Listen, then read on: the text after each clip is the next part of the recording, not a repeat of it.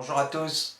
Dans cette quatrième capsule, nous allons voir comment placer les ombres produites par deux briques Lego, une verticale et une horizontale. Nous allons voir comment d'abord placer les ombres des deux briques au sol, donc là c'est pas très difficile. En effet, il s'agit de deux parallélépipèdes, donc nous avons déjà vu cet exercice. Ensuite, nous verrons comment trouver les ombres des tenons de la brique posé à plat, et puis ensuite nous verrons l'ombre des tenons de la brique verticale, et là c'est un petit peu plus difficile. Puis comme je vous aime bien, il y a deux petites difficultés que j'ai ajoutées. Et bien sûr il y a l'ombre des tenons verticaux qui va se projeter sur la paroi verticale de la brique, mais aussi sur le sol. Et bien entendu, il y a une interférence des ombres des deux briques l'une par rapport à l'autre, parce qu'autrement ça ne serait pas rigolo. Vous êtes prêts? Allez, je vous accompagne. Pour cet exercice, nous choisissons une direction de lumière à 59 degrés, une direction d'ombre à -3 degrés, ce qui fait que la lumière vient d'en haut à droite. Ce qui nous intéresse ici, c'est de définir dans un premier temps l'ombre des parallélépipèdes roses sur le sol. Un exercice que vous maîtrisez: à la base de chaque arête verticale, direction de l'ombre; au sommet de chaque arête verticale, direction de la lumière. Aux intersections, vous trouvez l'ombre des sommets de chaque arête. Vous reliez. En E, fuyante à droite, puisque EF est une fuyante, il faut trouver F, l'ombre de F au sol, F' pour sa direction de la lumière en F. Et puis il faut trouver le projeté de F au sol, donc je suis obligé de redessiner la base de mon Lego que j'ai effacé par mégarde. Donc je projette à la verticale F, intersection, hop, direction de l'ombre, intersection avec la fuyante rose, et c'est reparti. Je délimite rapidement l'ombre trouvée avec un trait noir. Je vais m'occuper maintenant de la brique horizontale. Donc toujours à la base de chaque verticale, direction de l'ombre; au sommet, direction de la lumière. Je retrouve les intersections trouvées et je m'aperçois que le petit triangle violet est compris dans la base de la brique. Donc il va falloir trouver l'ombre de la brique horizontale sur la brique verticale.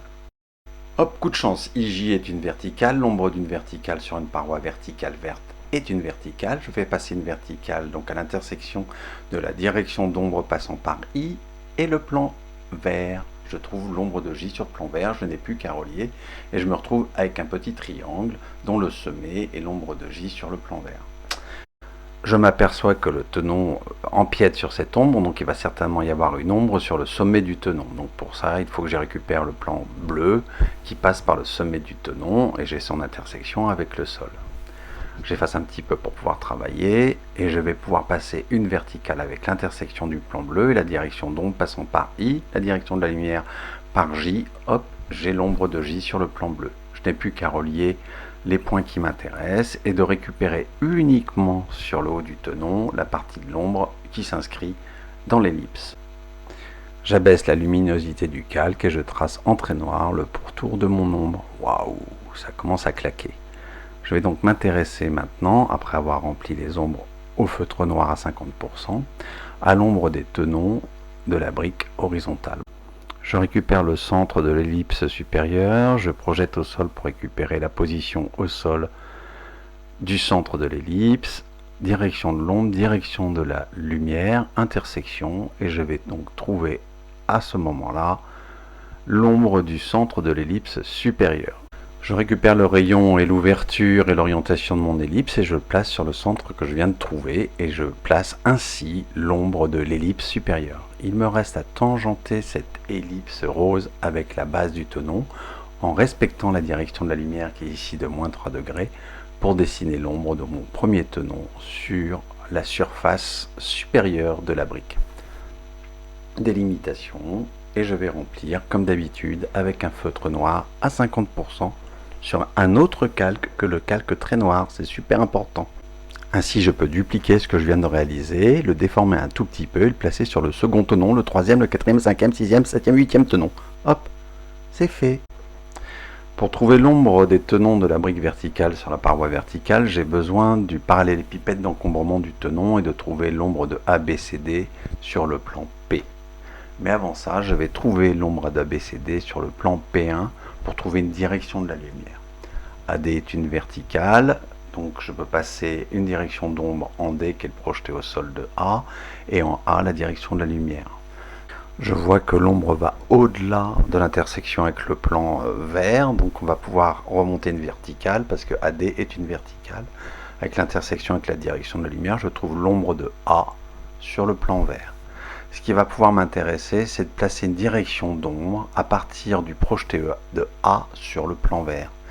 Donc si j'arrive à faire ça, je vais pouvoir faire la même chose pour O.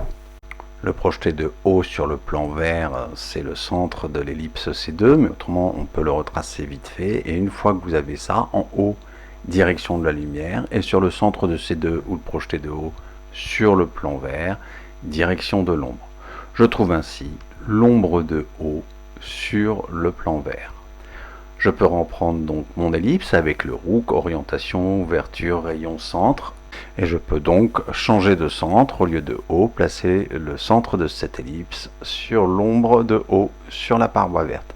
Je tangente ensuite, et regardez bien, les tangentes ont la même direction que l'ombre. Génial! Nous voici avec l'ombre d'un tenon sur la paroi verticale. Top!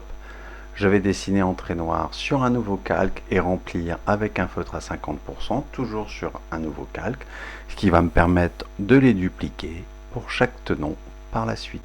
Bon, Kezako Berlingot, l'ombre de ce tenon semble incohérente. En effet, une partie de l'ombre, celle-là en bleu, est sur une paroi verticale alors qu'on arrive sur le sol. Donc il va falloir trouver l'ombre de l'ellipse bleue sur le sol.